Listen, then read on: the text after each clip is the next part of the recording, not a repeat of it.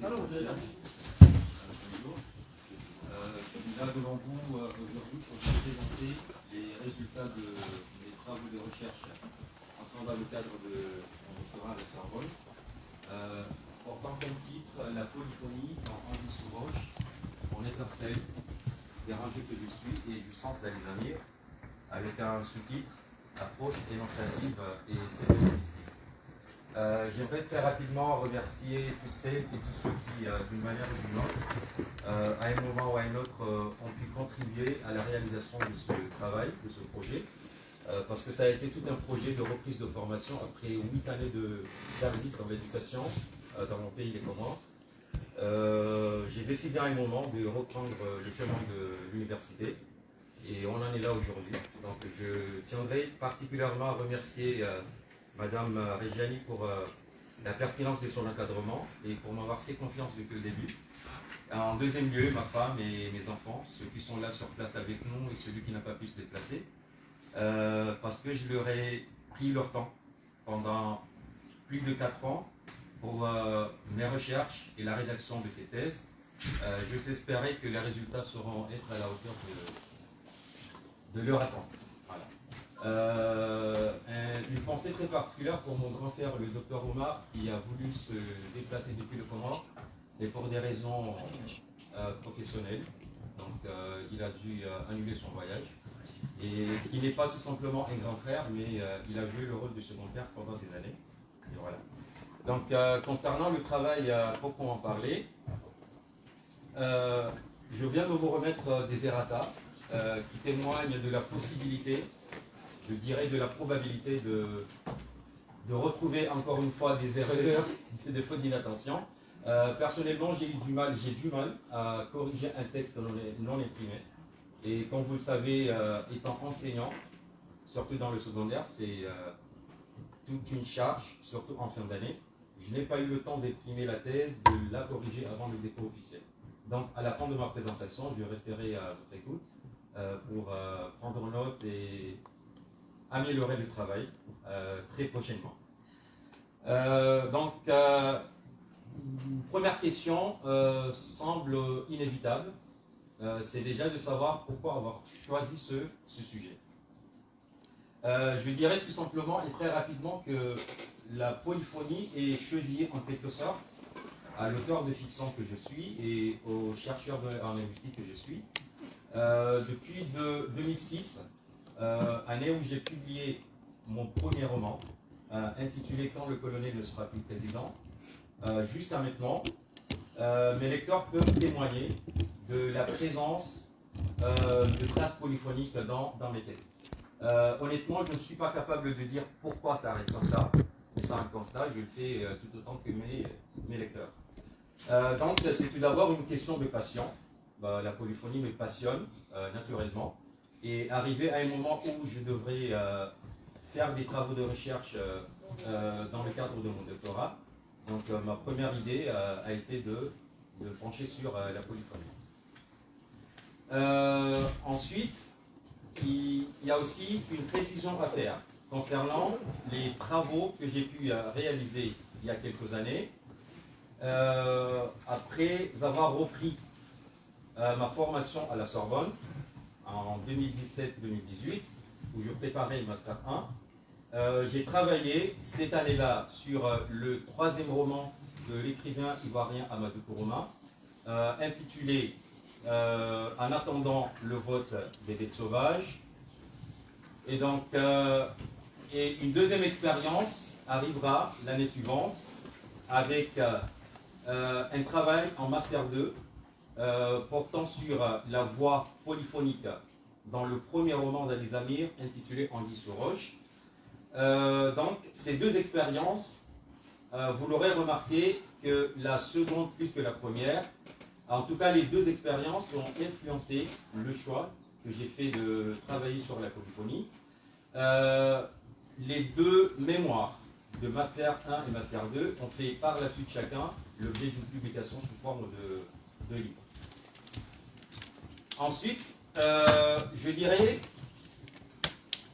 que le choix de travailler sur les 4 romans d'un écrivain sur qui n'existe que, entre guillemets, une petite littérature de critique et de commentaires et d'analyse.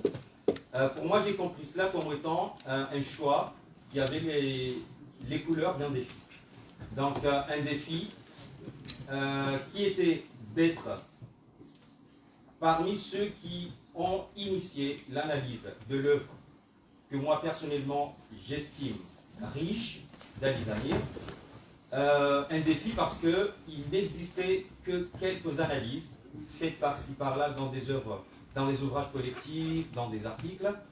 Et donc vous l'aurez remarqué, je vous l'ai dit plus clairement dans la thèse, que cette thèse est la première à être consacrée au roman de ce jeune écrivain d'origine comorienne, mon compatriote Ali Zamir. Donc, après le choix de ce sujet, il s'est posé la question de la méthodologie, c'est-à-dire comment analyser la polyphonie dans les 4 romans d'Ali Zamir. Au départ, j'avais l'idée de mener uniquement une analyse purement énonciative, c'est-à-dire étudier l'ensemble des locuteurs, l'ensemble des voix mobilisées par le scripteur, afin de mener la narration dans ces romans. Mais je me suis rendu compte que ce choix aurait compliqué quelque peu le travail, parce que selon la conception, selon l'ossature des romans de Zamir, inévitablement, il faudrait plus tard, parler de la réception, du travail du lecteur. Et donc, j'ai réfléchi plus d'une fois et je me suis dit, pourquoi pas faire d'une pierre deux coups et analyser la polyphonie selon ou suivant la chaîne de la communication littéraire, c'est-à-dire de la production à la réception en passant par l'émission. Donc, voilà pourquoi je me suis résolu à analyser les travaux, plutôt les romans de Zamir, la polyphonie du moins, en partant de cette citation de Claire Stolz, qui m'a encadré en Master 1, donc dans son ouvrage intitulé La polyphonie d'emblée du Seigneur, et donc nous retrouvons cette conception, plutôt cette citation, qui dit que la polyphonie est d'abord et avant tout ce qu'en perçoit le récepteur. Et donc en partant de cela, j'ai compris que cette pensée, cette réflexion collait parfaitement au texte de Zamir. Je me suis dit, ok, je vais me lancer en adoptant une sorte d'approche mixte pour essayer de montrer la place prépondérante, primordiale, qu'occupe le lecteur, le récepteur de manière générale, dans l'énonciation qui entoure le roman d'Ali Zamir. Donc c'est ainsi que on s'est retrouvé à essayer de valoriser, ou plutôt de mettre en évidence la place que Zamir, la place que le scripteur, on va l'appeler ainsi, accorde au lecteur en adoptant l'approche à la fois énonciative et sémio-stylistique.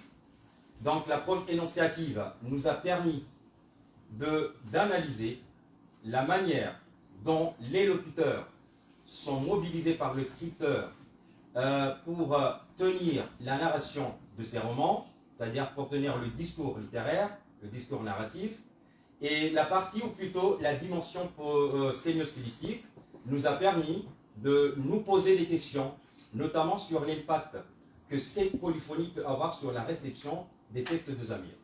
J'ai réalisé une expérience, vous l'avez vu dans la thèse, auprès de 71 lecteurs, dont des collégiens, du collège Ouvrant-Mojade de Passamaïti où j'enseigne, et de l'université de Mayotte où j'interviens également depuis 2021. Et j'ai réalisé l'expérience en distribuant l'extrait qui se trouve là et qui se trouve dans Anguille sous roche, le premier roman. Donc j'ai demandé tout simplement de reponctuer ou de ponctuer mieux le texte qui a été proposé, histoire de se rendre compte, ou de me rendre compte, de réaliser quelle différence peut-on avoir lorsqu'on examine une reponctuation ou des reponctuations faites des textes de Zamir, notamment le premier et le dernier, c'est-à-dire Anguille sous roche et Jouissance. Et avec comme les exemples, j'ai montré ici un exemple, ici, ça c'est 2 copies que j'ai présentées pour vous montrer les nombreuses différences que l'on peut avoir au niveau déjà du nombre de phrases, et naturellement, on n'aura pas la même analyse stylistique à faire de ces deux textes. Et donc, comme je l'ai dit, j'ai eu 71 copies, différentes les unes des autres, ce qui veut dire que pour Zamir, le lecteur n'est pas tout simplement un récepteur. J'ai pu comprendre que selon la conception de ce scripteur, le lecteur participe même à la conception du discours qui va être prononcé, qui va être tenu, mené par le narrateur. Et donc, c'est ainsi que, pour justifier en quelque sorte le choix que j'ai fait de mener l'approche mixte, c'est-à-dire à la fois énonciative et sémiostylistique, donc je me suis basé sur ces expériences pour montrer que, normalement, étudier tout simplement la polyphonie dans les œuvres de Zamir, du point de vue de la réception, ne laisserait que des vides qu'il faudrait combler par la suite. Et donc, j'ai décidé de faire les deux travaux en même temps. Et donc, pour rappel, la sémiostylistique a été mise en place ou développée par Georges Molinier. Et donc, le hasard fait souvent bien les choses. On se retrouve dans l'amphithéâtre portant le nom de Georges Molinier. Donc, j'espère que c'est porte bonheur.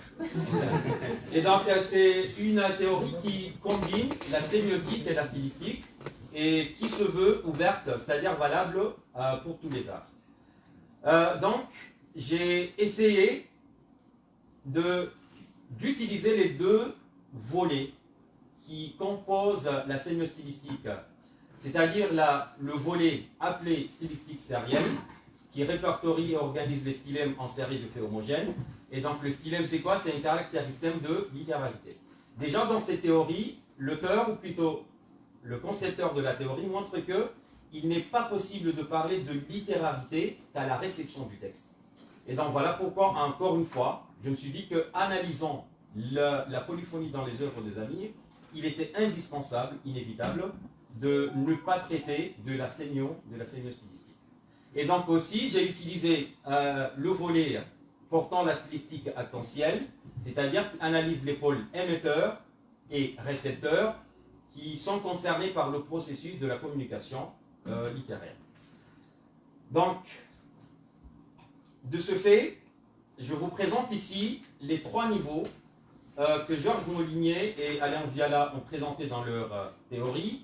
Et il y a trois niveaux. Le niveau 1 qui concerne en tout cas l'échange entre le narrateur et le lecteur, et il y a un niveau 2 en dessus qui prend en charge les échanges entre les personnages dans le texte, donc c'est le niveau intradiégétique, et il y a un troisième niveau, le niveau alpha, qui est sous-jacent, qui met en contact le scripteur et le lectorat. Donc dans le lectorat, on comprend le lecteur de manière indépendante, on comprend le lecteur comme étant éditeur, on comprend l'analyste, le critique littéraire, ainsi de suite. Donc voilà les trois niveaux qui résument en quelque sorte la théorie sémiostylistique de Georges Molinier. Donc la thèse que je suis venu vous présenter et que je vous ai soumise pour lecture comporte deux grandes parties. Il y a une première partie nommée cadre théorique qui porte un état de la question de la polyphonie. J'ai essayé de manière, je ne veux pas dire brève, mais en tout cas j'ai essayé de représenter, de reprendre les grandes théories, les grandes analyses de la polyphonie tout au long des siècles, c'est-à-dire la polyphonie telle qu'elle est conçue et appliquée au texte littéraire. Il y a eu une seconde, ou plutôt une deuxième section, nommée présentation du roman comorien. Vous le savez, c'est une littérature, la littérature comorienne est, on peut le dire, jeune, jusqu'à maintenant.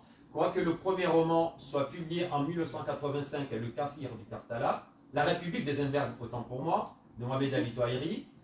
Jusqu'à maintenant, les analyses faites sur la littérature comorienne sont à compter au bout des doigts. Et donc, je me suis dit que c'était un devoir pour moi de faire un petit aperçu de cette littérature pour qu'au moins vous ayez une idée de la littérature dont relèvent les romans qui constituent le corpus. Enfin, pour cette partie, il y a eu la présentation des 4 romans du corpus d'études, c'est-à-dire Anguille sous roche, Mon étincelle, dérangé que je suis et jouissance. La deuxième partie, nommée structure actentielle, est composée de 5 chapitres. La figure du narrateur, où nous avons décrit les narrateurs mobilisés par le scripteur. La figure du destinataire, comme ce deuxième chapitre, où nous avons décrit déjà, on a fait un portrait des destinataires, mais aussi la manière dont ces destinataires sont impliqués incessamment dans le discours. Et on a montré également le rôle de ces interpellations, à la fois sur le côté énonciatif, mais aussi sur le côté narratif. C'est-à-dire ça joue un rôle dans le rythme de la narration, mais également de la lecture. Le troisième chapitre, discours des personnages. Là, il était question des discours rapportés. On a d'abord décrit les personnages qui interviennent dans l'intrigue, et donc on a aussi décrit leur type de discours, c'est-à-dire mobilisé par le narrateur ou les différents narrateurs pour reprendre les propos des personnages. Pour le quatrième chapitre, c'était le discours social, parce qu'en sémiostylistique, il y a un point fondamental, c'est de considérer le discours narratif comme étant, avant toute autre chose, un objet culturel. Et donc, le texte ou les textes de Zamir obéissent parfaitement à cette conception. On ne peut pas dire, on ne peut pas lire les 4 romans de Zamir sans se poser des questions sur la dimension culturelle que ça représente. Et enfin, c'était un chapitre intitulé Pacte scripturaire, où il était question de montrer, d'analyser plutôt 2 types de discours. Le discours de l'éditeur, dans 2 romans, le premier et le dernier roman, c'est-à-dire Anguille sous roche et Jouissance. L'éditeur est intervenu, et donc nous avons fait appel à 2 approches, 2 analyses possibles pour essayer d'étudier ces 2 discours de l'éditeur. D'une part, on l'a conçu comme étant, on l'a compris comme étant une complémentarité du discours du scripteur et des narrateurs, et d'autre part, on a compris le discours de l'éditeur comme étant une sorte d'intrusion dans le discours relevant du monde fictif. Donc nous avons eu le temps de développer, quoique pour des besoins d'autres articles, ou plutôt d'un autre article que j'ai eu le temps d'écrire et dont j'attends la publication, on n'a pas, en fait, je me suis dit que c'est mieux de représenter, plutôt de présenter globalement la question dans la thèse, et aussi approfondir après dans des articles, parce que comme j'ai toujours l'habitude de le dire, ces thèses est loin d'être un achèvement, c'est plutôt le début d'une série d'analyses que je sais faire dans l'avenir. Donc, pour vous montrer un peu les travaux que j'ai pu réaliser tout au long de la rédaction de cette thèse. Donc, il y a un premier article que je vous présente là, je n'aurai pas le temps de commenter. Un deuxième article publié en 2022 également. Et là, l'article dont je viens de parler, qui paraîtra prochainement, intitulé « Narrateur hors norme et transgression dans le roman Jouissance d'Ali Zamir ». On n'aura pas le temps d'aller à la conclusion, et je vous remercie. Merci.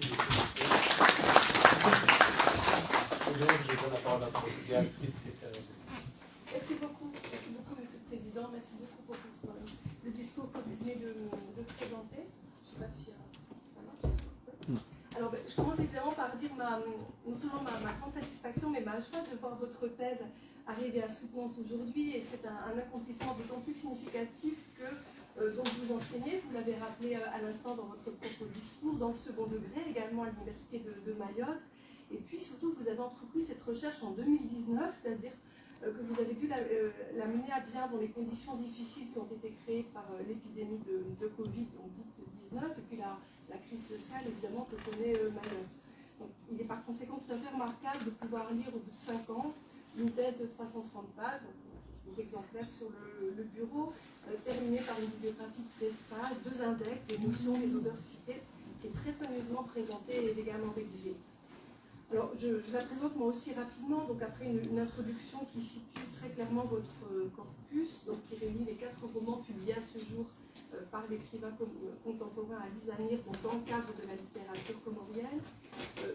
Le volume, comme vous l'avez redit à l'instant, apparaît en fait comme un diptyque qui est assez asymétrique. Donc on a d'abord une présentation du cadre théorique, historique aussi, aussi de votre étude dans une première partie qui est brève.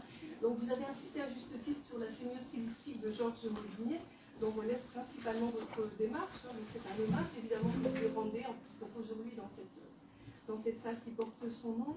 Vous mobilisez aussi l'analyse du discours, notamment les écrits de Dominique Marino, et puis aussi, bien sûr, à propos de la polyphonie, ces définitions, redéfinitions par Bakhtin, Ducrot, Perrin, Brest. Alors pour ce qui est de la jeune littérature comorienne, où votre œuvre littéraire a d'ailleurs sa place, hein, vous l'avez rappelé à l'instant, vous la saisissez ici au prix de la notion de migritude qui avait été proposée par Jacques Chevrier. Et de ce point de vue, votre thèse met en particulier l'accent sur ce que l'on pourrait appeler le tournant énonciatif ou discursif des années 2010, qui voit l'émergence d'un narrateur-personnage, donc conduisant à un renouvellement, ce que vous appelez, page 33, un renouvellement profond du roman comorien, dont participent du reste vos propres romans, hein, bien sûr, que vous citez de façon ponctuelle et de manière parfaitement légitime à plusieurs reprises dans votre thèse, et puis tout ça est bien sûr exemplifié de façon particulièrement saillante par l'œuvre de Zamir. Alors dans cette optique, on comprend bien, et vous y êtes revenu à l'instant, que la polyphonie apparaît comme une prise formée d'idéal. C'est un étymon spirituel, comme l'aurait dit Spitzer. Vous écrivez, page 13, qu'elle joue dans l'œuvre de Zamir le rôle d'un noyau central, à partir duquel une multitude de phénomènes relevant de la pragmatique, de la sémantique prend naissance. Et puis, votre conclusion générale va revenir sur cette intuition pour effectivement la corroborer. Vous ressaisissez finalement cette polyphonie comme le noyau même de la littéralité propre à l'œuvre romanesque d'Ali Zamir. Alors, quant à la seconde partie, elle consiste en une analyse de sémiose stylistique que vous conduisez en particulier dans la perspective de la stylistique actentielle des romans de votre corpus. Alors, je ne reviens pas sur sa composition détaillée puisque vous venez de la rappeler, donc au fil de cinq chapitres. Et dans cette perspective, vous montrez de façon très convaincante que le narrateur des romans de Zamir tend à apparaître comme un individu marginal. Alors, c'est très patent dans les rangées que je suis, voire un être vulnérable, opprimé. Et vous notez bien que l'adjectif vulnérable, il est d'ailleurs présent dans Guy Sourov, dans des rangées que je suis aussi. Et à partir de là, votre thèse montre que cette fragilité, elle peut être restituée par une facture stylistique se limitant au strict minimum syntaxique, hein, vous l'écrivez à propos de Mon étincelle, et qu'elle est en tout cas relayée par ce qu'on peut appeler les invraisemblances, voire les apories énonciatives qui caractérisent le corpus, donc jusqu'au choix d'enjolissant d'une narration non naturelle, c'est l'expression utilisée par les narratologues contemporains, puisqu'elle est affranchie des contraintes mimétiques.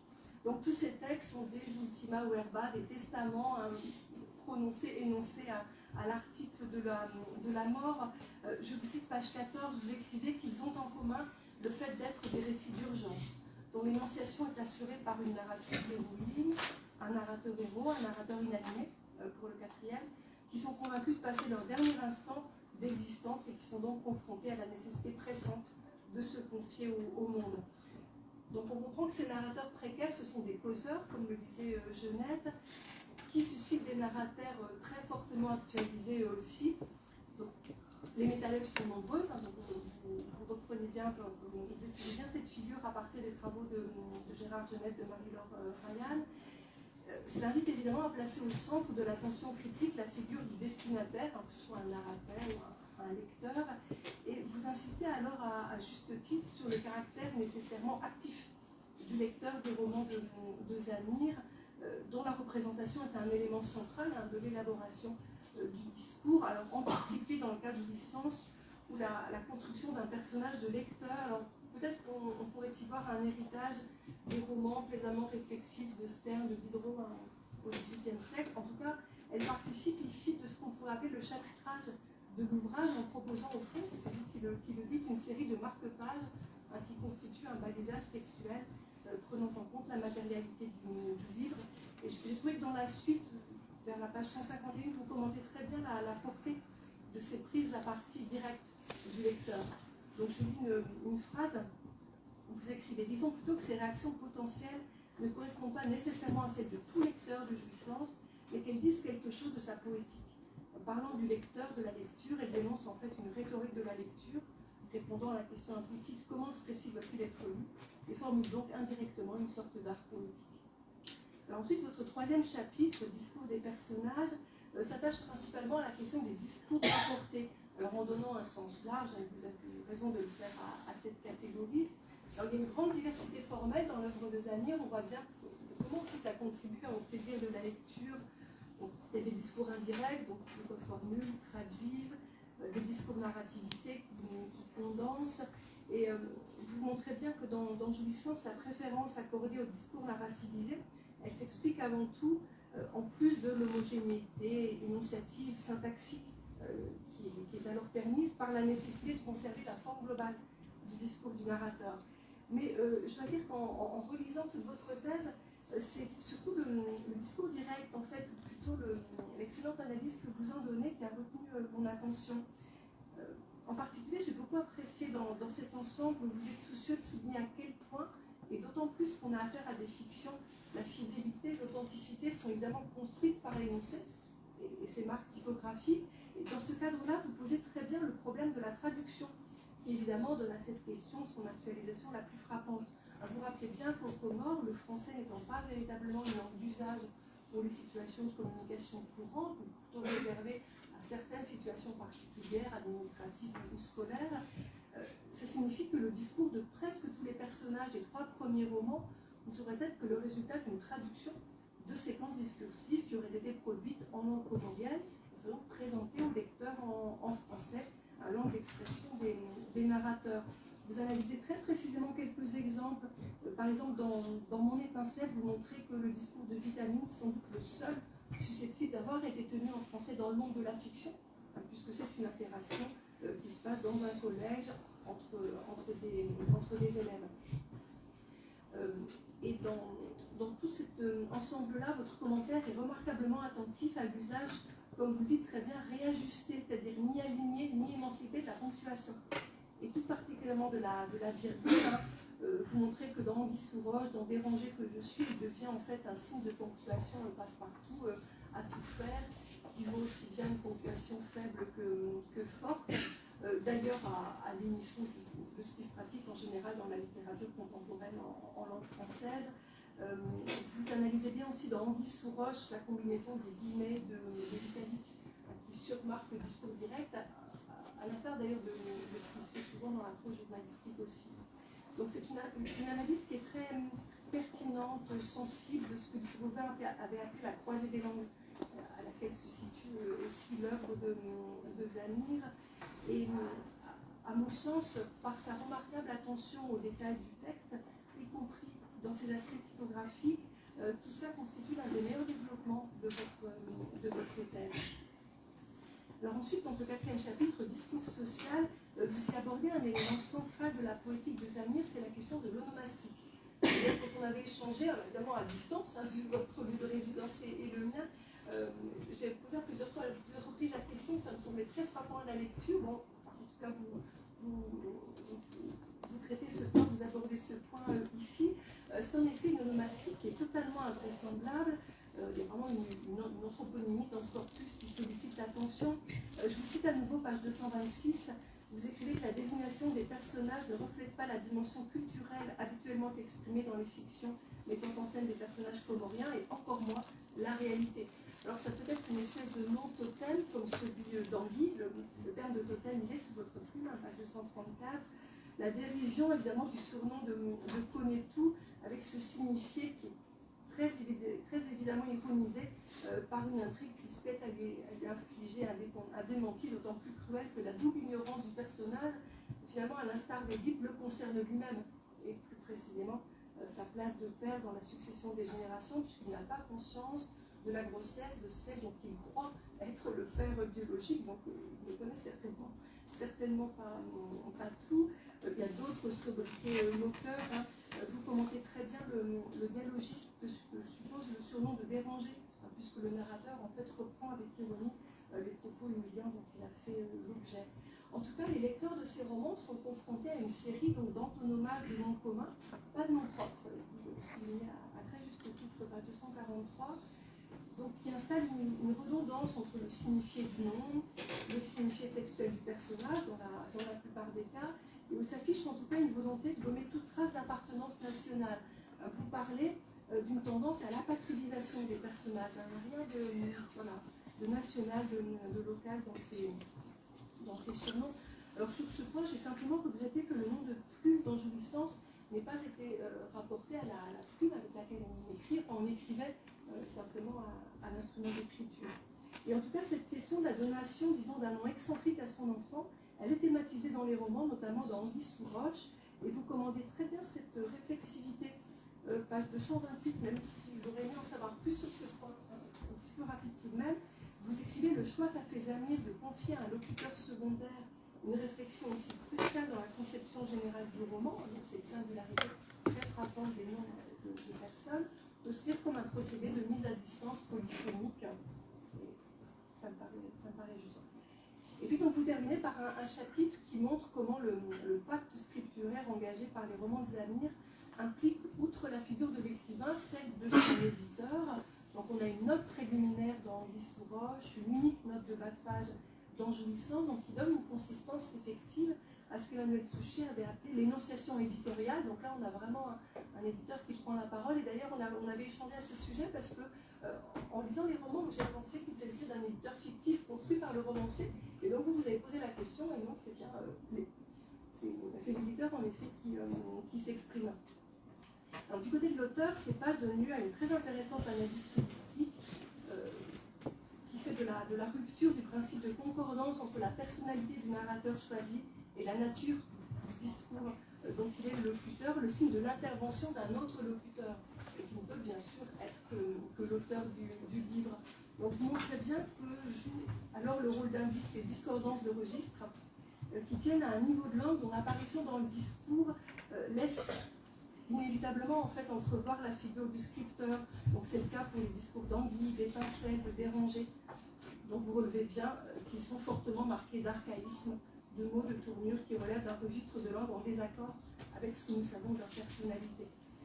Or, cette présence inattendue est donc saillante, frappante, dans un contexte oralisé de marques de belle langue. Alors moi, j'étais aussi très sensible à la sophistication lexicale des romans qui va parfois jusqu'à une forme de préciosité. On rencontre des expressions latines, italiennes, beaucoup de références littéraires, mythologiques, notamment dans le discours de Déranger, un intertexte racinien, effectivement, qui est un petit peu surprenant dans ce cadre-là. Et c'est sans doute l'un des traits les plus frappants, finalement, de la facture des textes de Zamir, à laquelle elle confère ce que vous appelez sa couleur particulière. Page 276, je trouve que l'expression est très bien choisie. Vous écrivez encore ce décalage entre le niveau de langue que présente le discours, la personnalité de celui ou celle qui l'énonce, constitue un stylème de l'esthétique zamirienne, fondé entre autres traits, sur l'usage de termes et de tournures très recherchés, intervenant dans le discours du narrateur des personnages. Est-ce qu'il faut y voir des traces de ce que Lise Robin appelle la surconscience linguistique de l'auteur qui participerait de ce grand chantier d'appropriation de la langue française que représente ici l'écriture romanesque? Vous posez la question, page 277, mais finalement elle reste ouverte parce que vous n'allez pas plus avant sur cette piste. Alors de manière générale, il y a beaucoup de bonnes analyses dans votre thèse. Alors juste quelques exemples.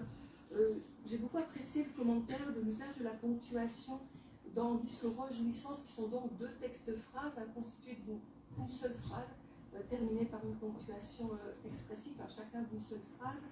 Et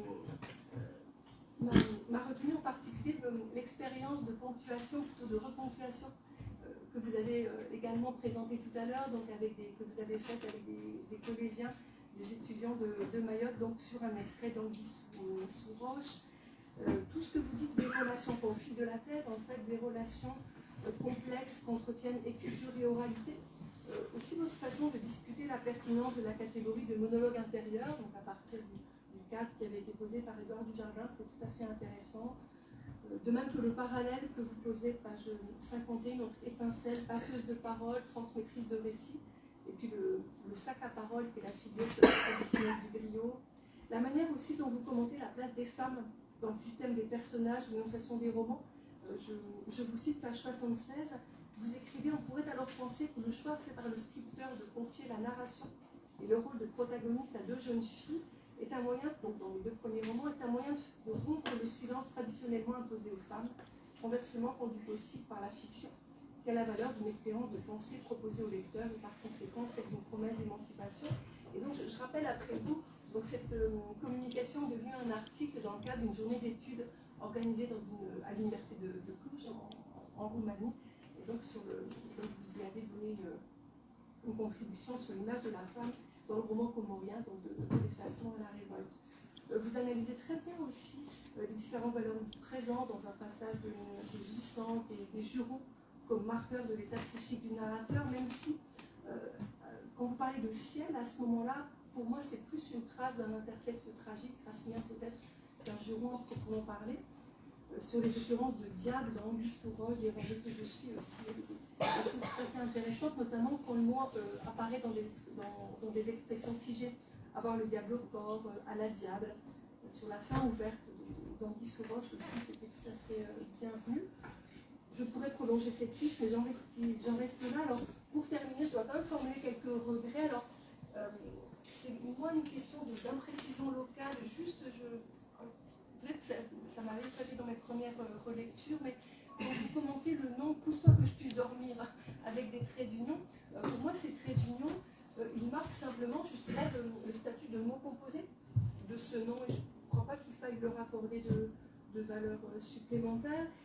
Ce que j'ai regretté, c'est l'allure parfois trop rapide de votre démarche, c'est-à-dire qu'à plusieurs moments, j'ai eu le sentiment que vous abandonniez des pistes dont j'aurais aimé qu'elles soient plus longuement explorées. Donc j'ai déjà donné un ou deux exemples.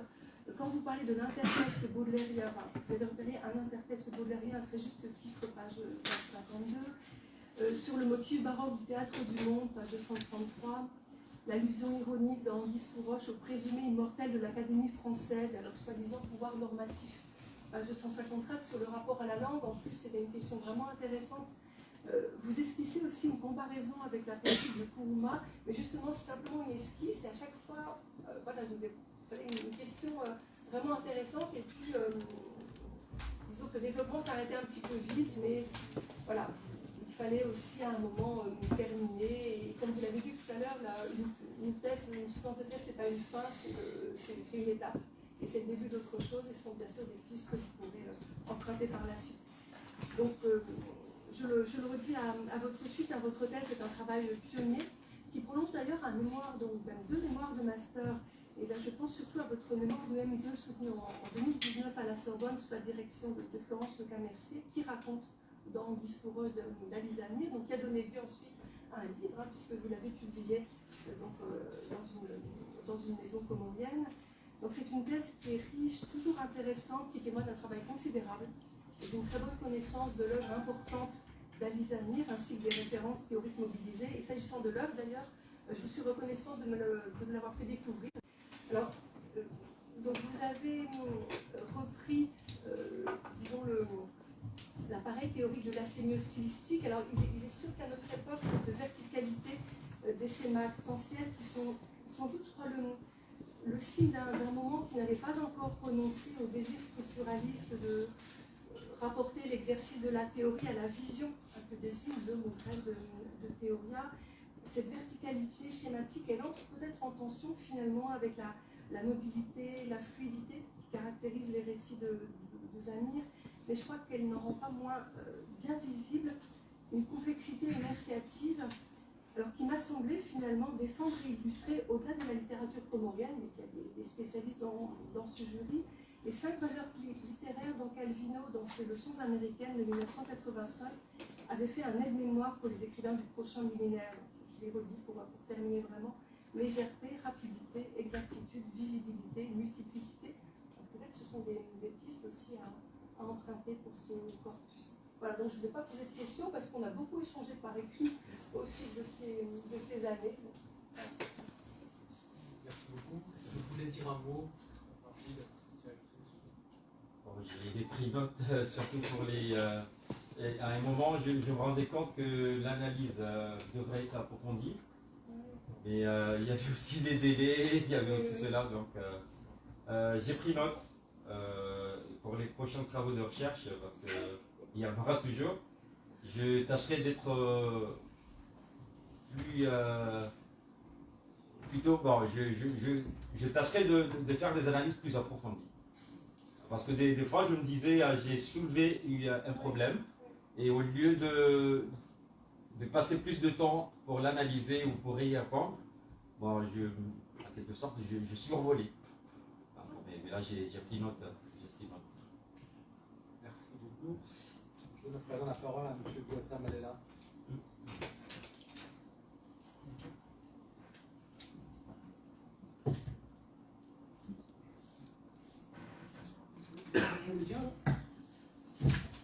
Donc, cher Abdel Fattah Medjouni, vous êtes enseignant dans le secondaire du rectorat de Mayotte. Vous intervenez également en tant que vacataire dans la filière de lettres modernes à l'université de Mayotte. En effet, vous êtes aussi écrivain, vous avez produit des romans et en même temps vous êtes doctorant et vous vous intéressez aux littératures, aux archives des Comores d'un point de vue linguistique. Et donc c'est avec grand plaisir que j'ai participé à cette soutenance dont la thèse est dirigée par la professeure Christiane Rodjani, qui est professeure ici à Sorbonne Université.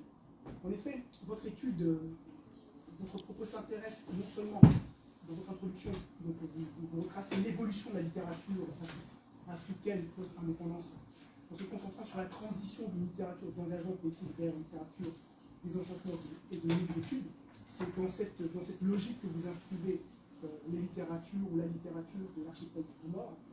Ensuite, votre étude propose de s'intéresser non seulement à la production littéraire, mais aussi à sa réception, cherchant à comprendre comment la polyphonie est perçue par les lecteurs.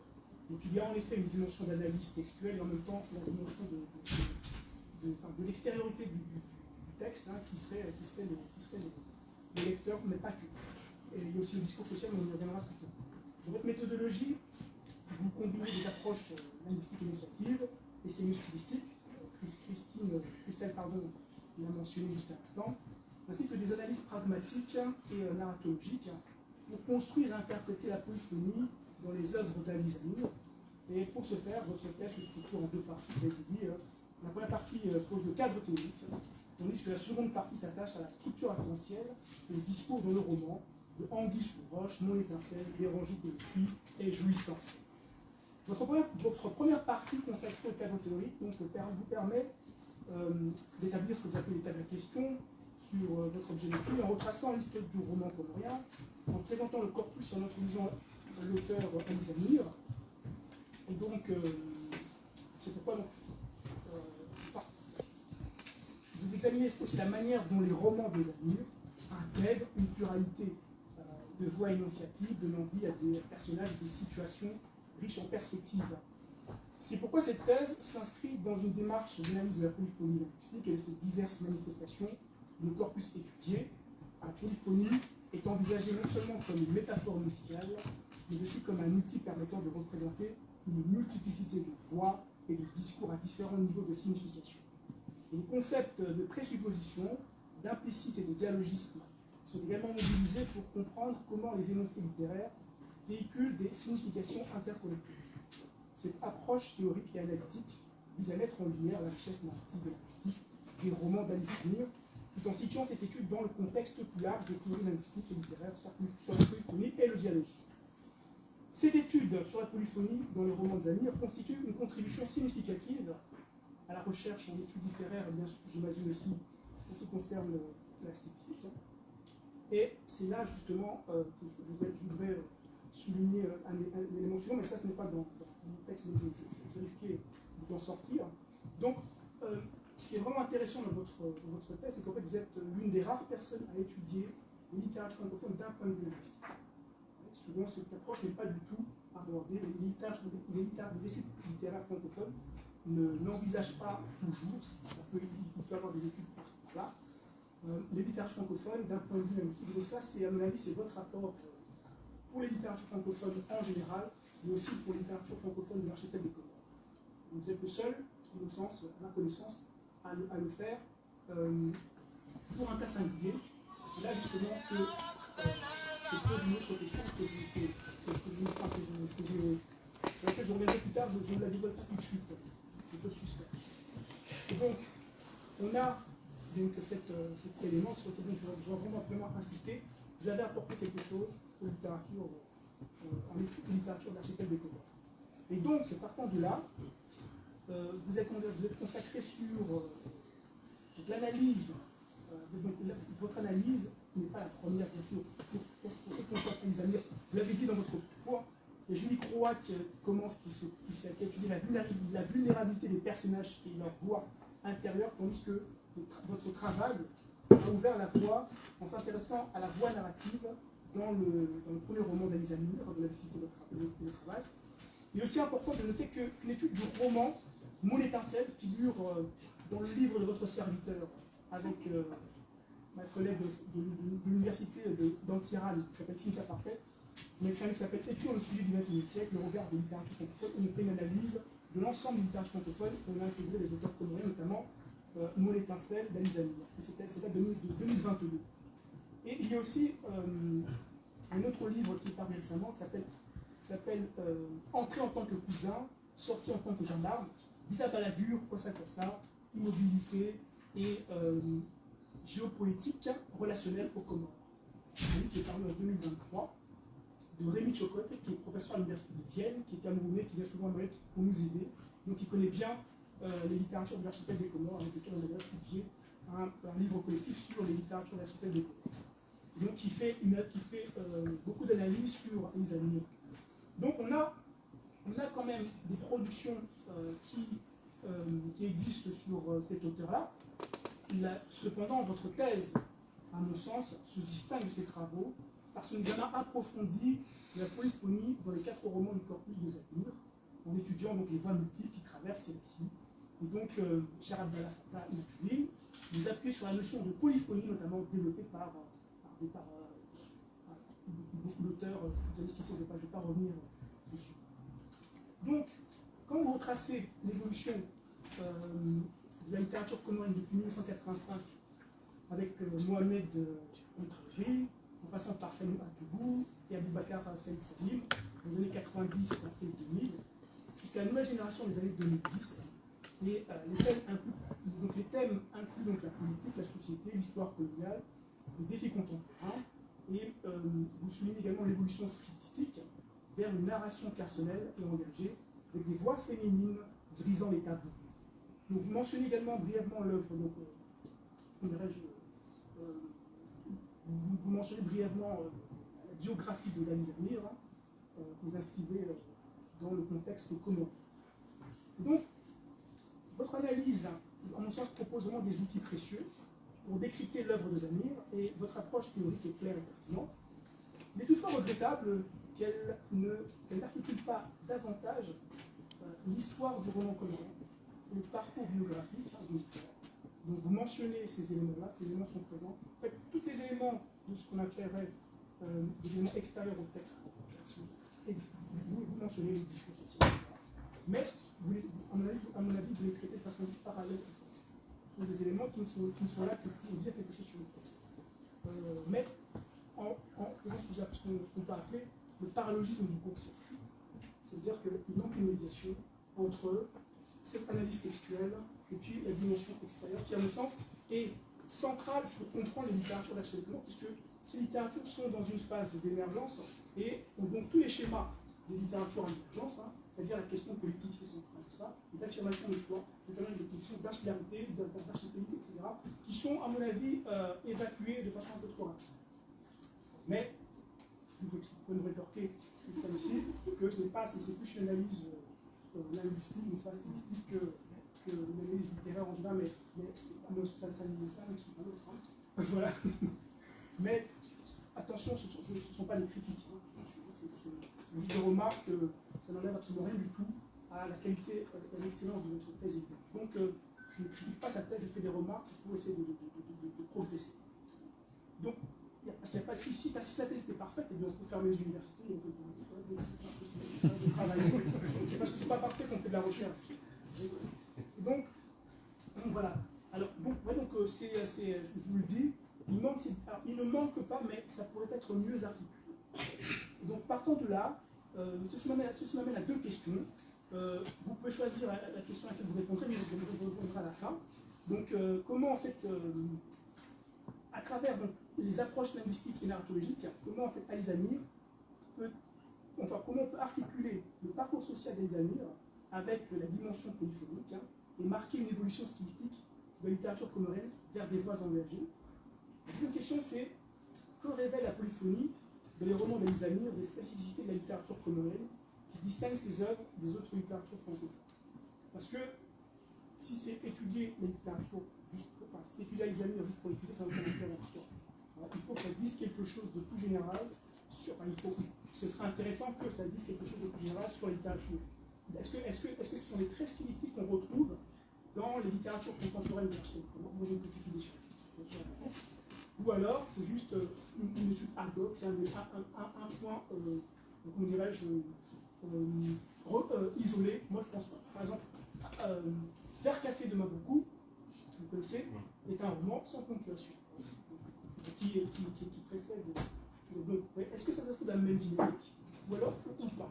Donc, c'est ça et peut-être vous êtes un peu victime de votre analyse interne, qui fait que vous oubliez qu'il y a d'autres exemples. Donc, en fait, il manque une analyse comparée intra-francophone qui vous permet de remettre en perspective votre approche stylistique qu'il faut conserver, bien sûr.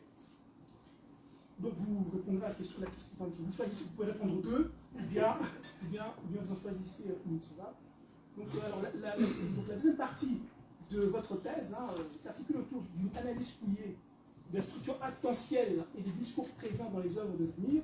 Et donc, vous avez une approche en 5 chapitres distincts, constituant ainsi le socle de votre analyse littéraire.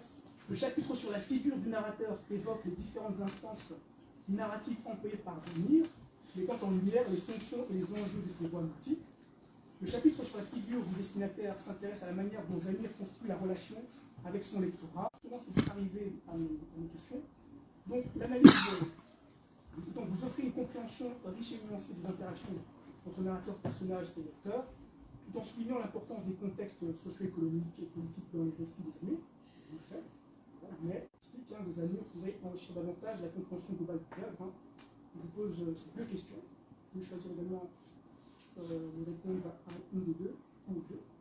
Donc, comment les différentes modalités narratives utilisées par Zamir, donc je vais préciser cela, telles que la métalex, le dédoublement, enrichit-elle la compréhension des relations entre émetteurs et récepteurs dans les romans de Zamir, et quelle est l'importance de ces techniques narratives dans la construction des niveaux actentiels et de l'éthos des narrateurs. La deuxième question, la suivante, c'est que la diversité des figures narratives, la polyphonie dans les œuvres de Zamir sont des éléments centraux de l'analyse de votre analyse. En quoi cette approche met-elle en lumière les luttes intérieures et les protagonistes et les enjeux socioculturels qu'ils affrontent? Donc voilà pour ces deux questions. Et je vais aller directement à la conclusion. Donc, en somme, votre étude ouvre la voie à une exploration riche et informative de la communication littéraire, introduisant une dimension complémentaire à l'analyse textuelle ou formelle, sans basculer dans une discussion du contexte d'énonciation. Tout l'intérêt, à mon avis, de votre ouvrage, de votre thèse, réside de l'analyse du discours textuel. Premièrement, votre analyse met en lumière les discordances entre les positions d'énonciation et de réception dans les œuvres de Zamir. Est-ce que vous pouvez approfondir comment ces discordances révèlent des dynamiques de pouvoir et de marginalisation au sein du discours narratif et comment elles influencent la perception du pouvoir? Vous examinez l'usage des déictiques et des embrayeurs temporels pour actualiser les destinataires dans les récits de Zamir. Est-ce que vous pouvez expliquer en quoi ces procédés linguistiques transforment le lecteur en un participant actif du récit et comment cela affecte son engagement et son interprétation de l'histoire? Troisièmement, votre étude du juron diable et des expressions connexes signalent leur rôle dans la complexité linguistique et sémantique des œuvres de Zamir. Pourriez-vous détailler comment ces choix lexicaux contribuent à la construction de la voie narrative et à l'atmosphère du récit, et quels sont les impacts spécifiques sur la caractérisation des personnages et la dynamique narrative? Vous pouvez choisir, Je suis un démocrate. Donc, même brièvement, c'est pas du tout, voilà, Ouais. vous posez des questions, vous n'êtes pas obligé d'avoir la réponse. Mais ce sont les questions qui me sont venues à l'esprit très rapidement. Donc, qu'est-ce que je peux conclure? J'ai pas fait ma conclusion. Donc, je vais juste dire qu'au terme de cette lecture de votre thèse, me permet de mettre en évidence 4 conclusions qui se dégagent directement inspirées des chapitres parcourus. Premièrement, la complexité des interactions narratives. Donc, vous révélez la richesse des interactions entre émetteurs, narrateurs, scripteurs et récepteurs, lecteurs dans les romans Mes Amis, en démontrant la diversité des voix narratives et la pluralité des interlocuteurs, influençant la représentation des personnages et la dynamique narrative. Deuxièmement, l'intégration des contextes des implications stylistiques des choix narratifs de Zamir permet de détailler l'utilisation des discours apportés et des noms de personnages, Christelle en a parlé, enrichissant la texture narrative et l'immersion du lecteur. Et puis quatrièmement, la critique sociale et l'engagement émotionnel, qui met en évidence la critique sociale, démontre votre mérite et justifie pleinement, j'espère, l'octroi du titre de docteur en langue française. Bien. Le collègue vous a suggéré des pistes de réflexion nombreuses. Vous avez aussi posé des questions précises et nombreuses. Donc ne vous sentez pas du tout obligé de répondre à tout. C'est l'œuvre, pas d'une vie, une carrière de chercheur. Donc voilà, peut-être ébaucher quelques référence à Vercassé. Vercassé d'Alema Bankou. Alema Bankou qui est l'un des auteurs, en tout cas des doyens, qui ont participé à la promotion d'Ali Zamir. Donc je pense, non, je ne pense pas. Il y a le lien ou des liens entre notamment Vercassé et Anguille sous roche, ou plutôt Jussens. Et j'essaierai de commenter un peu la forme qu'a prise Anguille sous roche et qui se trouve être la même forme qu'a prise Vercassé des années, une décennie avant. Si je me rappelle très bien, Vercassé racontait l'histoire d'un vieillard qui passait toutes ses journées dans un bar. Donc il n'y avait rien de précis, rien de logique dans les histoires en fait. Il tenait un bout, ou plutôt un cahier, sur lequel il notait, c'était très longtemps que je l'ai lu, en tout cas il avait un bout de papier sur lequel il prenait note, et à un moment on se demande qu'est-ce qu'on est en train de lire. Donc c'est la question. Moi la première fois, et j'étais encore étudiant de licence, je me suis posé la question de savoir pourquoi Alema Bankou avait choisi cette forme, c'est-à-dire de nous proposer un roman sans phrase. Parce qu'à la différence de Zamir, parce que Zamir a proposé des romans, en tout cas du moins Anguille sous roche, avec une seule phrase, qui commence logiquement par une majuscule et qui se termine par une ponctuation forte à la fin. Alema Bankou nous a proposé un roman sans phrase. Ni de majuscule au début, ni de ponctuation finale à la fin du roman. Et donc, j'ai essayé de comprendre que cette forme, d'un point de vue stylistique, se lisait comme étant le reflet de l'histoire qui était contenue dans le roman. C'est-à-dire une histoire sans queue ni tête, et donc on produit ou on raconte cette histoire avec une forme très particulière qui ne tient pas compte des règles grammaticales et scolaires. Et on se retrouve presque à quelques différences près, on se retrouve face à la même réalité concernant les œuvres de Zamir. Bien sûr, monsieur le professeur Boita, vous avez raison, il y a toujours cette articulation que nous avons à faire entre la forme du discours et le contenu du discours. Anguille sous roche raconte, je rappelle très rapidement, l'histoire, ou plutôt ça contient, le livre en soi, en tant que support, contient le discours d'une jeune fille qui a fui son pays, ou du moins sa famille, après avoir contracté ou après être tombée enceinte clandestinement. Et donc son père l'a chassée du foyer familial. Et donc la première résolution d'Anguille, c'était de fuir vers Mayotte. Donc Anguille, j'ai eu à le préciser, Anguille, c'est le reflet de nombreuses jeunes filles comoriennes. C'est-à-dire la première réaction qui arrive à des jeunes comme Anguille, c'est de fuir, de prendre une kwassa. Le kwassa, c'est quoi par rappel? C'est une barque clandestine pour faire la traversée entre l'île d'Anjouan et l'île de Mayotte. Et donc, Anguille est en train de se noyer. Comme l'a précisé la quatrième de couverture, quelque part dans l'océan ont été relevés par son discours, ou dans son discours, les injustices subies ou les injustices subies par les jeunes filles, le manque de liberté, le manque de visibilité. Mais de ce côté-là, ça commence à s'améliorer de celui-là. En tout cas, c'est ma conception.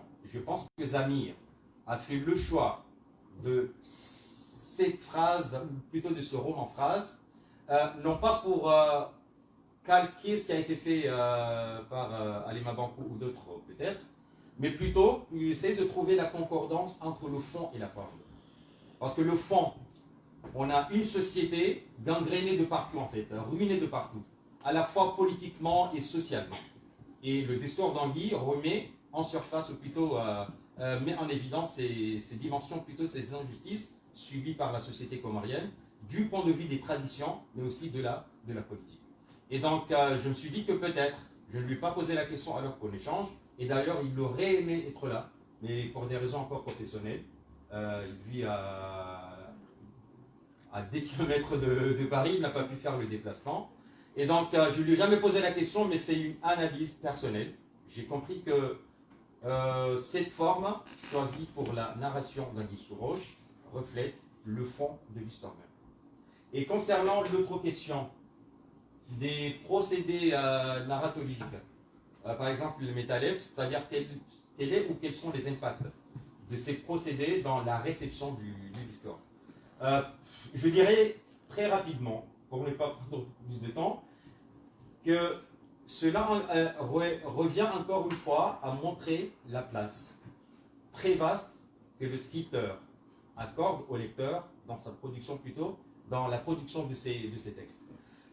On est arrivé, j'ai cité l'exemple de Mon Étincelle, le deuxième roman, on est arrivé à un niveau où le lecteur et un personnage, en tout cas la narratrice, se retrouvent au même niveau. C'est-à-dire la narratrice qui est issue d'un monde de fiction, et le lecteur qui est dans la réalité se retrouve à un moment donné être un doublon. C'est-à-dire ils se sont retrouvés en train de jouer le même rôle, d'accomplir la même tâche. Comment ne pas dire que ces procédés participent de la caractérisation polyphonique du discours de Zamir. À un moment, je me demandais, au début, quand j'ai commencé à relever les métalepses, je me suis posé la question, est-ce que je ne suis pas hors-sujet? Au début, je ne voyais pas très clair la place de ces métalepses dans mon travail. Mais j'ai fini par comprendre que sans l'analyse de ces métalepses, il serait encore, ou plutôt ça laisserait encore des vides. Parce que je n'ai pas étudié, analysé les métalepses uniquement d'un point de vue narratologique, mais j'essaie de montrer en quoi les procédés narratologiques contribuent ou ont été utilisés par le scripteur afin que son texte ou ses textes soient reçus comme étant des textes polyphoniques par le lecteur. Donc, pour résumer par rapport à cette question, oui, tous ces procédés contribuent à faire des textes de Zamir des textes polyphoniques.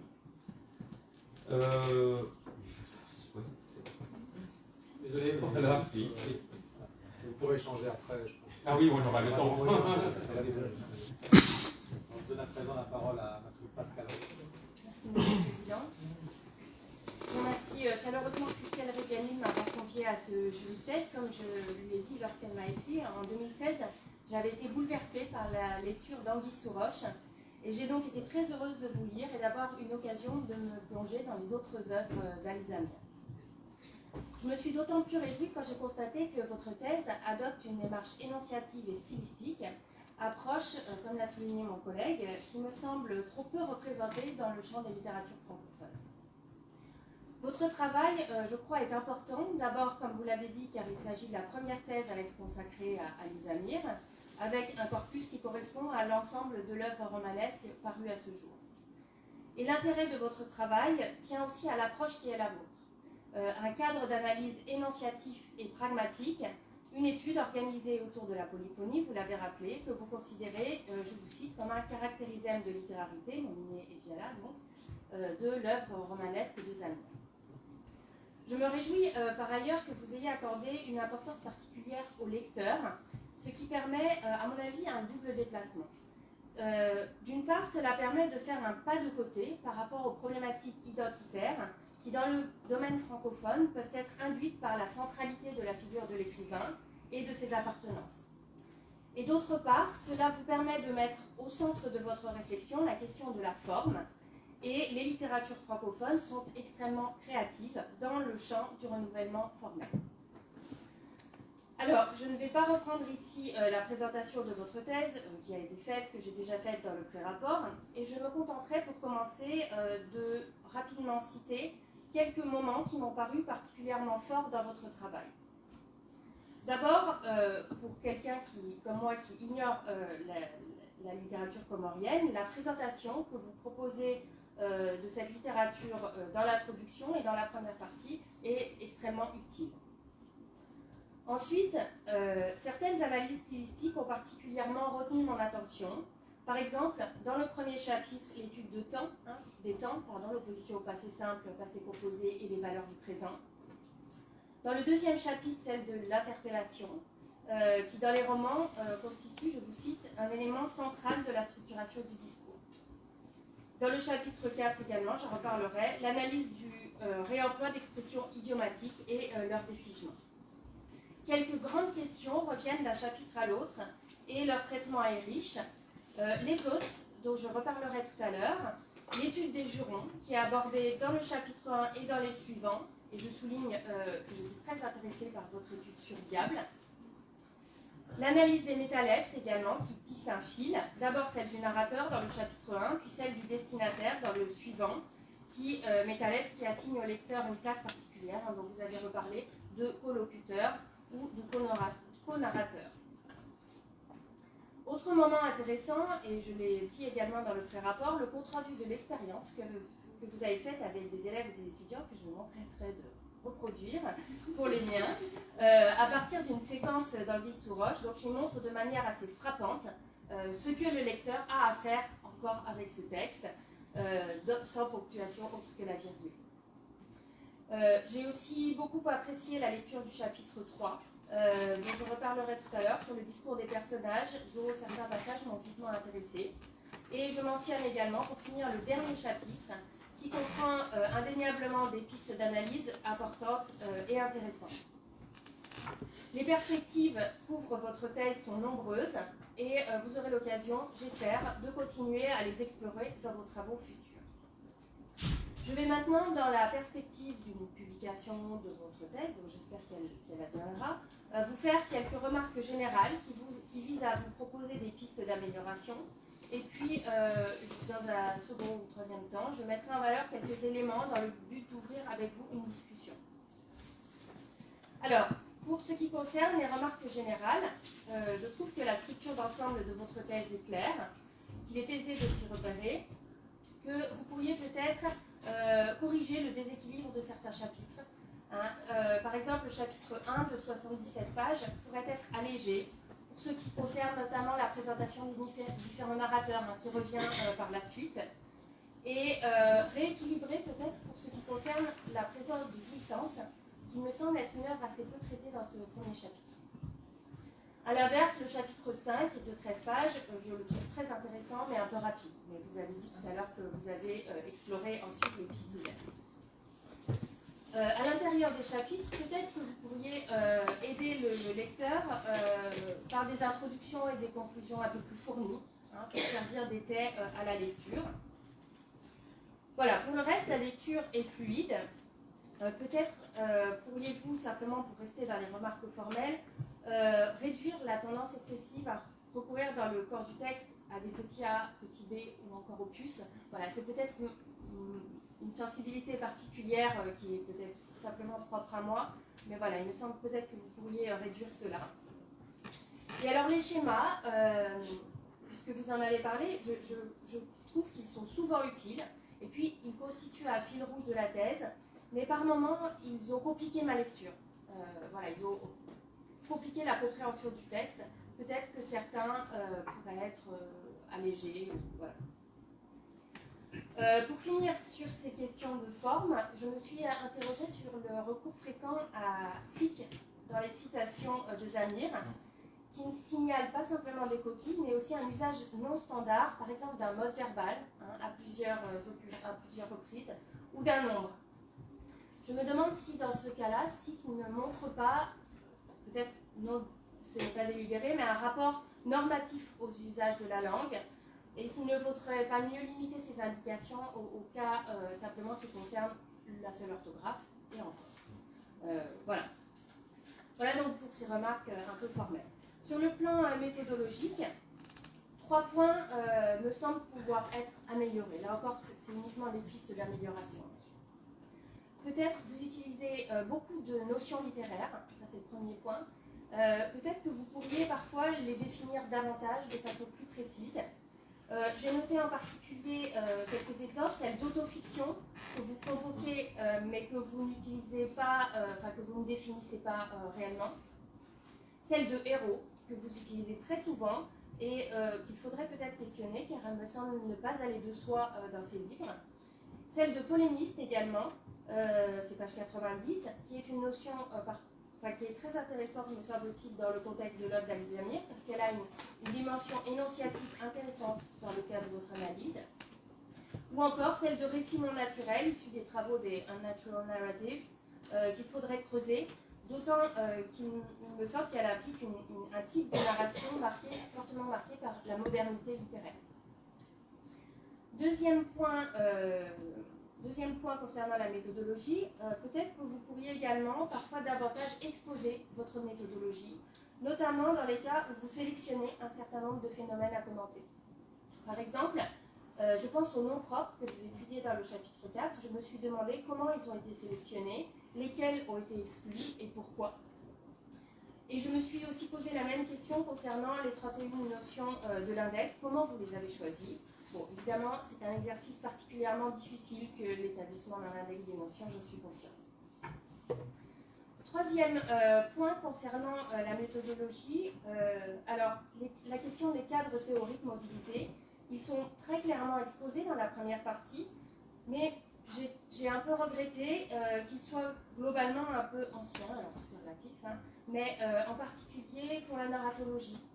Peut-être que vous pourriez aussi enrichir cela. Genette est évidemment une figure incontournable, mais sa modélisation a été nuancée et je crois que pour ces récits, il serait profitable d'utiliser plus abondamment des recherches récentes qui posent la question peut-être de manière plus contemporaine. Je pense par exemple aux analyses de Sylvie Patron, que vous mentionnez simplement dans quelques notes, et à celle d'Alain Rabatel, qui est présent dans la bibliographie, mais pas dans le corps de l'étude, si je ne me trompe pas. Donc, pour le coup, les travaux linguistiques sur les liens entre point de vue du narrateur et point de vue du personnage vous seraient utiles. Alors, je terminerai ces quelques remarques générales en soulignant, et vous l'avez souligné vous-même tout à l'heure, que peut-être que vous pourriez pousser l'analyse sur certains points, et en particulier pour ce qui concerne les analyses linguistiques et stylistiques, notamment pour ce qui concerne, à mon avis, la question de la phrase, qui mériterait une étude, un article à part entière, ou des développements. Je prends simplement un exemple, page 63-64, vous étudiez 2 citations extraites de Mon étincelle, et vous dites « La fragilité de l'état de la narratrice est plus particulièrement portée par une facture stylistique se limitant au strict minimum syntaxique, une suite de phrases verbales toutes simples et de phrases nominales dont la brièveté témoigne du désarroi de la narratrice, manifestement incapable de construire des énoncés plus élaborés. » Je pense que vous pourriez développer l'analyse en étudiant plus précisément les différents types de phrases graphiques et leur relation avec les phrases syntaxiques. On trouve dans les passages que vous citez des phrases verbales simples, des phrases représentatives, des phrases nominales de différents types, mais aussi des groupes syntaxiques non autonomes, par exemple des adverbes, des groupes régis par comme isolés. Et tous ces cas génèrent, à mon avis, des effets assez différents. Et l'effet que vous identifiez, qui tient au désarroi de la narratrice, me paraît discutable, ou du moins il faudrait le développer, d'autant que cette syntaxe est très littéraire et emblématique d'une modernité de l'écriture. Voilà, autre exemple en lien avec la question de la phrase, lorsque vous dites au sujet d'un extrait d'Anguille sous roche qu'il n'y a que de courtes phrases, c'était à la page 165, alors qu'il n'y a pas de ponctuation courte dans cette œuvre. Bref, la question de la phrase, sa définition, sa longueur, sa structure, pourrait être posée et développée tant il s'agit d'un enjeu important et central dans l'œuvre de Zamir. Voilà, alors j'en ai fini avec ces quelques remarques générales qui ne sont pas à recevoir comme des critiques, hein, mais vraiment comme des recommandations, des propositions dans la perspective d'une publication. Et j'en viens à 2 points de discussion. Premier point de discussion sur lequel j'aimerais ouvrir un échange avec vous, il concerne la notion d'éthos. Vous présentez la notion d'éthos dans le chapitre 1, pages 52 à 54, en vous appuyant en particulier sur Maïno, d'une manière qui me semble justifiée, mais peut-être un peu rapide. Vous citez un séminaire du linguiste et quelques articles en ligne, et je crois qu'il serait bénéfique de citer, de vous référer davantage à son ouvrage de 2004, Le discours littéraire, Paratopie et sa énonciation. Je pense aussi que vous pourriez vous référer aux travaux d'Amossi sur la question de l'éthos, et peut-être consulter également la revue Argumentation Analyse du discours qui se trouve en ligne. Voilà, tout ça pour dire que cela vous permettrait peut-être d'affiner la définition de ce qui est l'éthos, et c'est là où c'est particulièrement pertinent dans votre perspective, c'est un effet de voix reconstruit à réception par le lecteur, et qui combine, comme vous le savez, ethos préalable, ethos dit et ethos montré. Il me semble que c'est une notion qui pourrait être plus centrale dans votre étude, dans la mesure où il s'agit d'un nœud vers lequel convergent de nombreuses analyses et qui permettrait peut-être aussi d'articuler avec l'extratextuel. Je vous fais simplement quelques propositions. D'abord, concernant l'éthos des narrateurs. Dans le chapitre 1, la sous-partie intitulée « Le narrateur comme être vulnérable et opprimé » est explicitement reliée à la question de l'éthos dans sa dimension socio-culturelle, mais j'ai trouvé qu'elle demeurait un peu thématique, sans suffisamment prendre en compte d'autres indices qui en fait sont étudiés plus tard dans votre thèse, par exemple les usages de la langue et les éventuelles dissonances entre ethos dit et ethos montré par les usages de la langue. Et puis, en lisant ce chapitre, je me suis dit, mais il n'est pas question des noms. À traverse d'autres chapitres, en particulier le chapitre 4, à travers la question de la présence du discours social. Puisque, alors je vous cite, le foisonnement dans notre corpus de séquences de discours social a comme finalité spécifique de traduire l'importance accordée par le scripteur à la voix collective. Donc ici, c'est bien de la spécificité de la voix d'Ali Zamir en tant que scripteur qui émerge.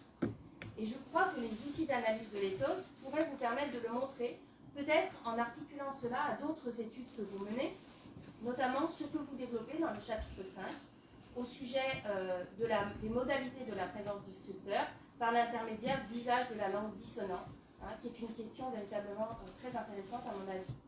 Mais aussi de le nouer à d'autres questions que vous soulevez dans d'autres chapitres, par exemple lorsque vous décrivez le rapport à la langue française par le défigement, le rapport au genre institué, comme le conte et la fable, qui construisent là aussi l'éthos du scripteur ou l'éthos de l'écrivain. Et dernier point, l'éthos de certains personnages qui peuvent être reçus par le lecteur comme des représentations indirectes de l'écrivain. Alors je vais passer rapidement sur ces questions puisqu'elles ont déjà été évoquées, mais notamment le cas de Connaît-tout, donc, qui justifie l'usage des noms propres et qui est pseudo-omniscient. Est-ce qu'il pourrait être un anti-éthos du scripteur ou de l'écrivain? Et je me pose également la question pour Plume, puisque, voilà, comme ça a été dit, vous ne mentionnez pas au sujet de son nom l'association stéréotypée ou quelque peu désuète avec l'activité d'écriture. Et là aussi, il y a un effet d'ironie, peut-être que Plume est aussi un anti-éthos de l'écrivain. Voilà. Pour la question de l'éthos, très rapidement parcouru, mais on pourra en reparler si vous souhaitez. La deuxième et dernière question que j'aimerais soulever porte sur le chapitre 3, qui m'a particulièrement intéressée. D'abord parce qu'il traite de la question des discours rapportés, et ensuite, c'est ce que je vais développer, parce qu'il soulève la question de la traduction, ou peut-être de la pseudo-traduction. Simplement, 2 observations générales sur ce chapitre pour commencer. Alors, vous utilisez sur les discours rapportés beaucoup le livre de Laurence Rosier, auquel vous vous référez souvent. Peut-être que vous pourriez aussi davantage utiliser les travaux de Jacqueline Nautier-Revue, que vous mentionnez brièvement, mais vous pourriez vous référer à son très riche ouvrage de 2020, intégralement disponible en ligne, qui s'intitule « La représentation du discours autre, principe pour une description ». Et cet ouvrage, à mon avis, pourrait vous aider à nuancer le système un peu rigide des formes répertoriées par la grammaire traditionnelle des différentes formes de discours représentés, et de compléter ce que vous dites sur la différence entre discours rapporté et discours représenté. Voilà, donc pour ce qui concerne cette observation générale. La partie qui m'a le plus intéressée dans ce chapitre, c'est celle qui porte sur le discours direct, et en particulier la question complexe de la relation entre discours direct et traduction, ou plutôt ici pseudo-traduction. Alors j'ai été ravie de trouver la référence au livre de Barbara Folkart, qui est d'une lecture, je vais passer par vous, qui est référence très pertinente, mais il ne faut pas perdre de vue qu'il traite d'un autre cas que le vôtre, celui de ce qu'on appelle d'ordinaire la traduction, c'est-à-dire la traduction en régime non fictionnel, si je puis dire. Et j'ai été très intéressée par les développements, et notamment le commentaire des extraits cités à la page 195, dont il a déjà été question tout à l'heure, où vous montrez que différents éléments font apparaître que les discours rapportés ne peuvent pas être des traductions littérales. C'est une hypothèse extrêmement intéressante, mais à mon avis que vous pourriez creuser, parce qu'elle ne prouve pas que ce ne sont pas des traductions ou des pseudo-traductions, mais que si on les considère comme telles, elles relèvent d'une esthétique traditionnelle naturalisante, disons, et non littérale. Pour l'extrait C, vous proposez une traduction littérale reconstituée à partir de la phrase Shikomori attendue dans le contexte d'énonciation.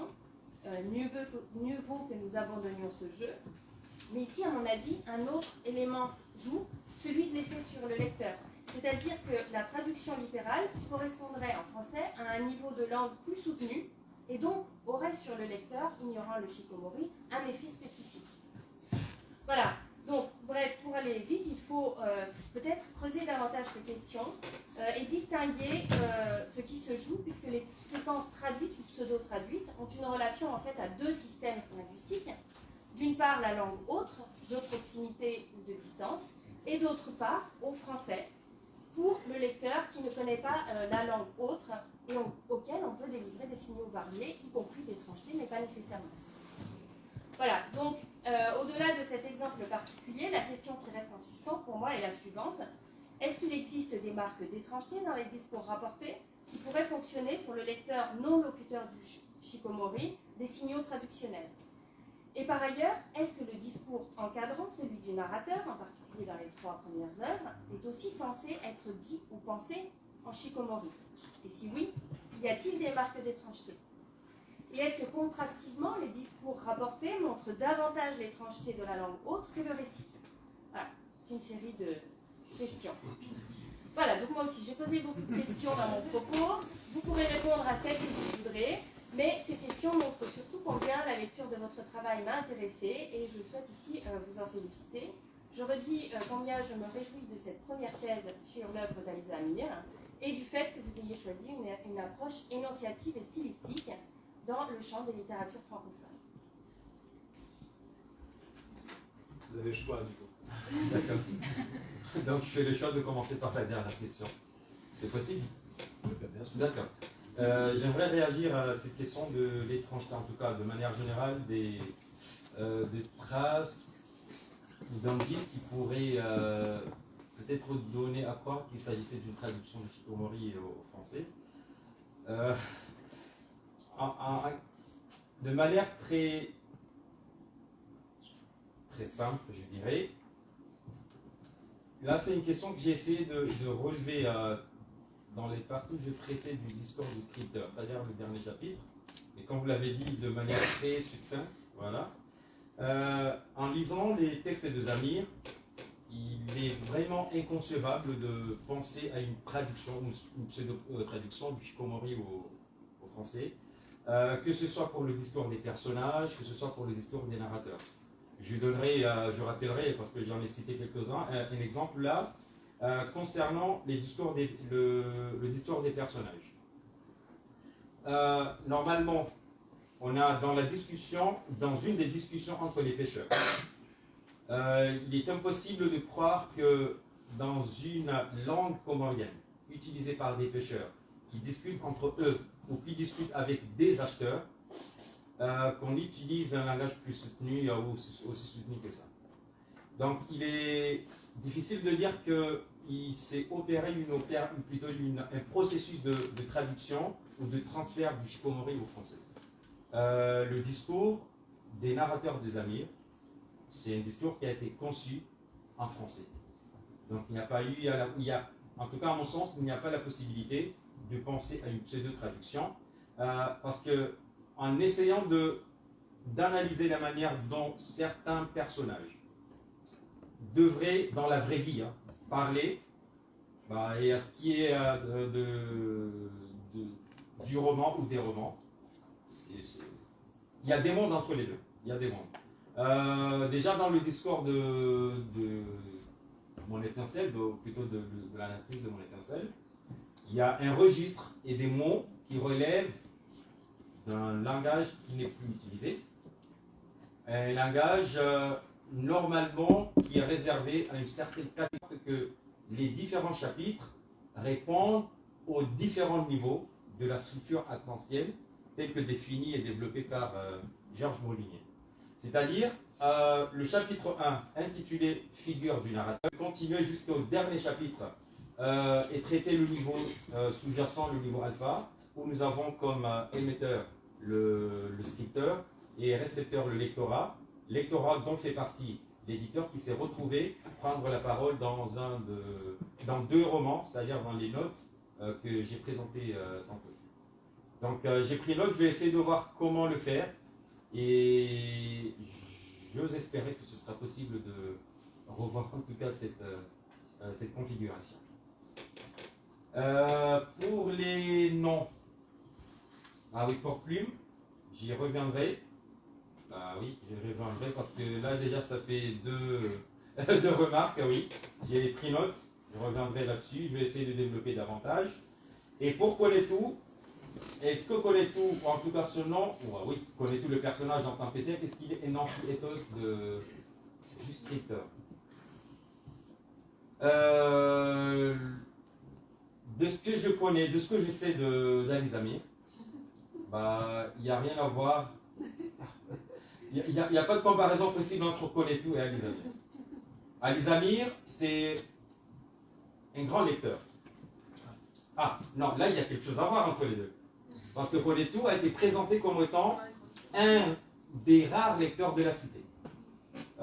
Malgré sa scolarité qui a été interrompue trop tôt, il a toujours gardé le goût de la lecture. Anguille disait qu'il gardait des journaux, des papiers de journal qui datent de 20 ans, 30 ans peut-être. Donc il revenait dessus, et avec les dictionnaires aussi. Chaque fois qu'il avait un mot lu quelque part, ou entendu quelque part, il revenait tantôt à la maison pour essayer de trouver le sens. Là, il y a la comparaison plutôt au niveau de la curiosité entre ce personnage et la curiosité d'Ali Zamir. Il y a quelqu'un qui a vécu avec Ali Zamir qui est parmi nous aujourd'hui. Je lui ai posé la question une fois, c'est-à-dire ils ont fait la même université. Je lui ai posé la question une fois, et sincèrement j'ai eu raison. Konetou est en quelque sorte un petit reflet, en tout cas pour ce qui est de la curiosité intellectuelle. Mais du reste, rien à voir avec la personnalité du script.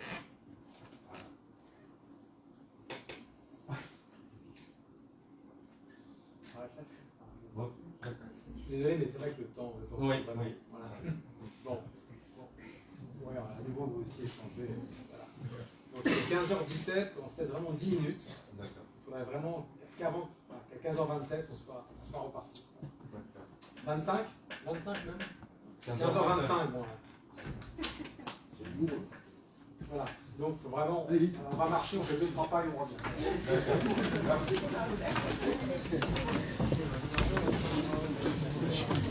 Voilà.